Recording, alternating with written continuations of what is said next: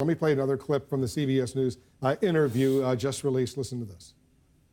But he denies it. So if you believe U.S. intelligence agencies, is Putin lying to you? I don't want to get into whether or not he's lying. I can only say that I do have confidence in our intelligence agencies as currently constituted. I think that Dan Coats is excellent. I think that Gina is excellent. I think we have excellent people in the agencies. And when they tell me something, it means a lot. Coats says the threat is ongoing. Do you agree with that? Well, I'd accept him. I mean, he's an expert. This is what he does. He's been doing a very good job. I have tremendous faith in Dan Coats. And if he says that, I would accept that. I will tell you, though, it better not be. It better not be. Why would he refuse to say that Putin is lying? Because he now says in his latest comments that, yes, the Russians interfered in the U.S. election. Putin denies it, so he is lying. Right. He is. And look, the short answer is with President Trump is he wants you to believe whatever he says at the moment in time. But if you listen to what he said right there, and I just wrote some things down, and he was directly asked about Dan Coats. Now, Dan Coats, very well-respected former senator, former ambassador to Germany, somebody who knows his way around Washington. He said, I have confidence in Dan Coats. But he later says, when addressed that, Dan Coats says that, in fact, Russia continues to do so. And Trump says, if he says that, no, Mr. President, he does say that, and he hasn't just said it to us, he has said it to you, and you are choosing not to listen to him. And the bottom line is, we don't know why.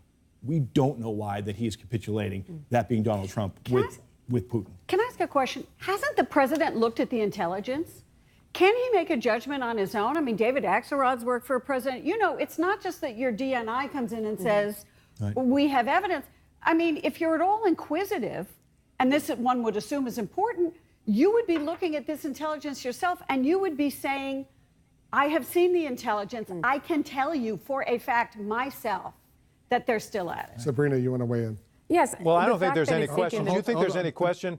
David, hold on one second. Sabrina, go ahead. The fact that it's taken the president several days and several tries just to make a definitive statement on whether or not Moscow interfered in the U.S. election, I think that within of itself is telling with respect to how he has approached this issue. And, he has not listened to his intelligence leaders. DNI Coats earlier this year testified before Congress that Russia is actively trying to interfere in the upcoming midterm elections, that the intelligence authorities here expect that they will proliferate more fake news and propaganda, and that not enough is being done by this administration. At the same time, the president's then director of the National Security Agency said he had not been given authority by this president to disrupt the Russian cyber attacks at the source, and said clearly we are not doing enough. So if the president is in fact serious about this issue, and he is saying, well, it better not be true that they're trying once more, there are steps he can actually take to deter this from happening again, and he has yet to prove that he is willing to do that. David, go ahead. You wanted to weigh in.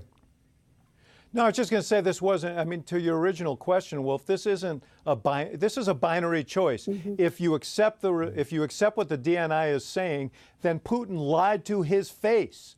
Okay, and the president stood up there on Monday and he said he gave a strong and extremely powerful rebuttal. He lied to his face, and even now he won't say that he lied. What signal does this send the world? What signal does it send Putin? It's no wonder they're stepping up their efforts. He's basically opened up the back door.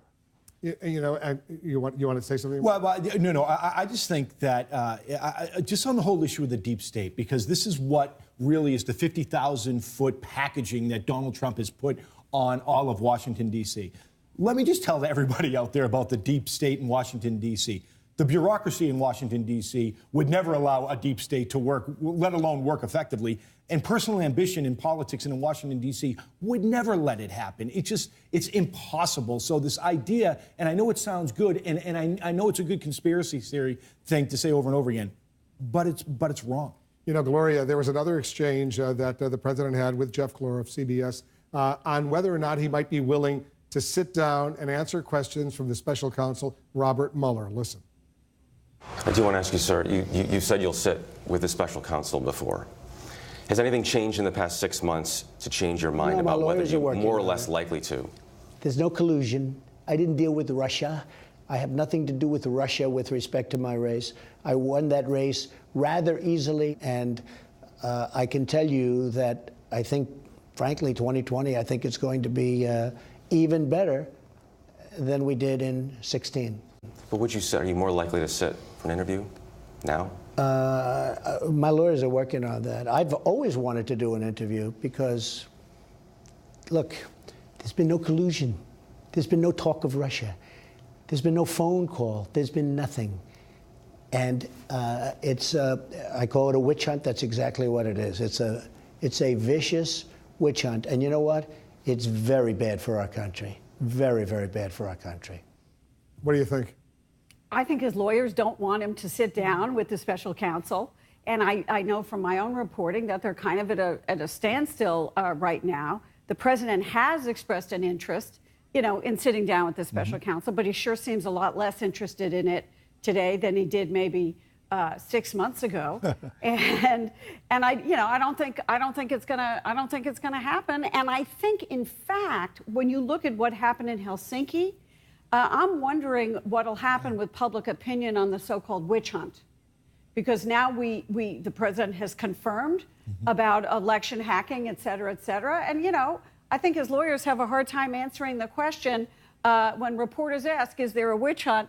After you've heard the president in Helsinki, and you see indictments like one that came down today about a Russian spy. He calls it a witch hunt often. He calls it a rigged witch hunt. Yeah. I haven't heard him call it, but he now says a vicious witch hunt. Well, so he's there you escalating go. his rhetoric a little bit. Yeah.